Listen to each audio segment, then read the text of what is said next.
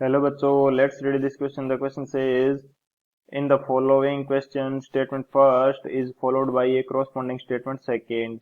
Of the following statements, choose the correct one.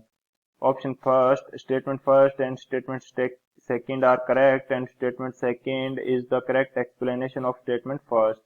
Option B, statement first and statement second are correct, but statement second is not the correct explanation of statement first. Option C, statement first is correct, but statement second is incorrect. Option D, statement first is incorrect, but statement second is correct. Statement first, astigmatism is occurred when the cornea is not spherical in shape. Statement second, astigmatism is corrected by using cylindrical lens of desired radius of curvature. इस question के अंदर हमें दो statement दिए हैं, statement first and second, जिनके according हमें correct option choose करना है। स्टेटमेंट फर्स्ट के अंदर हमें दे रखा है एस्टिग्मेटिज्म ये अकर होता है कॉर्निया जब स्फेरिकल शेप का नहीं रहता। स्टेटमेंट सेकंड के अंदर हमें दे रखा है कि इसका जो एस्टिग्मेटिज्म को करेक्ट किया जाता है सिलेंड्रिकल लेंस से of desired radius of curvature. तो बात करते हैं की कंसेप्ट की। की कंसेप्ट के अंदर देखेंगे कि जो एस्टिग्मेटिज्म है इस कंडीशन के अंदर होता क्या है।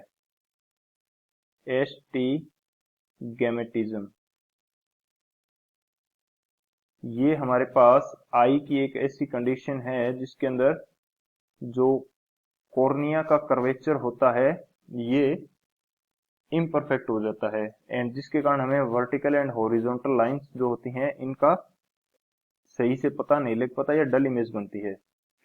तो यदि मैं इसको लिखना चाहूं, इस कंडीशन के अंदर क्या होता है, curvature of I become imperfect. Curvature of I become imperfect, ये इम्परफेक्ट कर्वेचर हो जाता है। सेकंड जो है इसके अंदर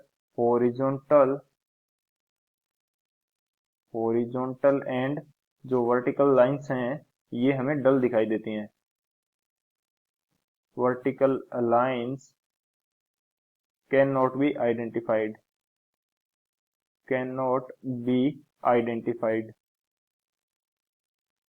यानी कि इनका सही से पता नहीं लगा सकते। अब बात करते हैं इसके लिए जो करेक्टिव लेंस है, करेक्टिव लेंस वो यूज किया जाता है सिलेंड्रिकल लेंस।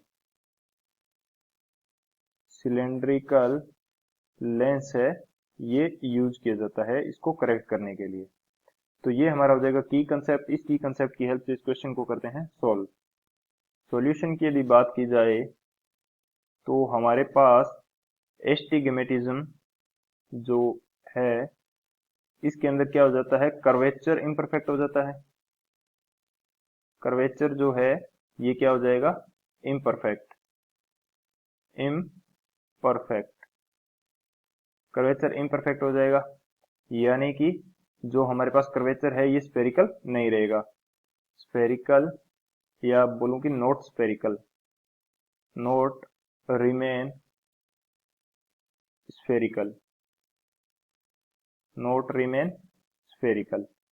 तो जो हमारा स्टेटमेंट फर्स्ट है ये तो करेक्ट हो जाएगा क्योंकि जो स्फेरिकल नहीं रहता यानी कि कर्वेचर इम्परफेक्ट हो जाता है जिसके कारण एस्टिग्मेटिज्म होता है।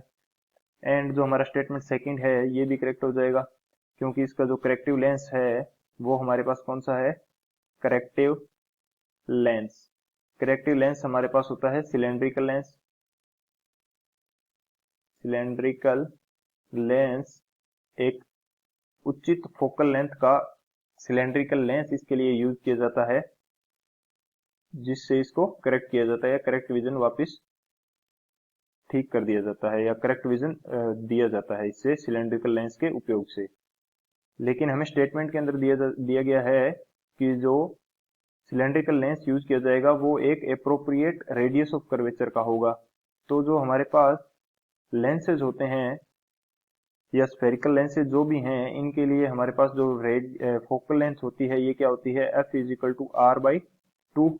फोकल लेंथ चाहे पॉजिटिव मेजर की जाए या नेगेटिव, लेकिन मैं बोथ कंडीशन के लिए बात कर रहा हूँ। ओवरऑल बात की जाए तो फोकल लेंथ क्या होती है, r/2। तो यदि हम एक डिफाइंड फोकल लेंथ का सिलेंड्रिकल लेंस यूज करेंगे तो हमें एक डिफाइंड रेडियस ऑफ कर्वेचर का भी सिलेंड्रिकल लेंस मिलेगा। सो स्टेटमेंट सेकंड है ये भी हमारा करेक्ट है। तो बात करें हम, स्टेटमेंट फर्स्ट हमारा करेक्ट हो गया, स्टेटमेंट सेकंड करेक्ट हो गया, लेकिन जो स्टेटमेंट सेकंड है ये स्टेटमेंट फर्स्ट का करेक्ट एक्सप्लेनेशन नहीं है। तो जो हमारे पास करेक्ट एक्सप्लेनेशन नहीं होने के कारण ऑप्शन कौन सा करेक्ट हो जाएगा, जो ऑप्शन बी है, both statement first and statement second are correct but statement second is not the correct explanation of statement first. So option B is the final answer. I hope you understood it well. Best of luck. Thank you.